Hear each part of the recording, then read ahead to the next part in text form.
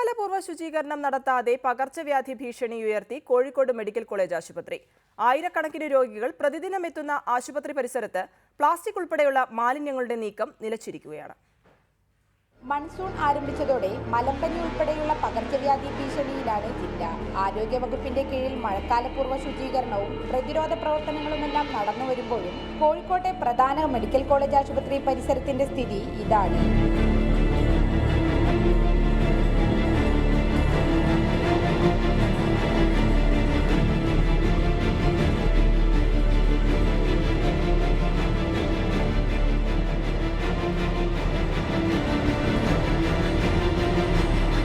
മൃതദേഹങ്ങൾ പോലും ഈ മാലിന്യ കുനകൾക്കിടയിലൂടെയാണ് ബന്ധുക്കൾക്ക് വിട്ടുകൊടുക്കുന്നത്. പ്ലാസ്റ്റിക് ഉൾപ്പെടെയുള്ള മാലിന്യങ്ങൾ സംസ്കരിച്ചിരുന്ന ഇൻസിനേറ്ററിന്റെ പൈപ്പ് തകർന്നിട്ട് വർഷങ്ങളായി. നിലവിലിപ്പോൾ വെറുതെ ഇങ്ങനെ കത്തിച്ചിട്ട് പുറത്തു കൂടി പോയി ഇങ്ങനെ പോവുക.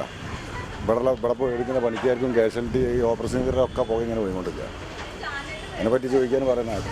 മഴ ശക്തമാകുന്നതോടെ ഈ മാലിന്യ കൂമ്പാരം കടുത്ത ആരോഗ്യ പ്രശ്നങ്ങൾക്കിടയാക്കുമെന്ന ഭീതിയിലാണ് ചികിത്സ തേടിയെത്തുന്നവരും. റിപ്പോർട്ടർ, കോഴിക്കോട്.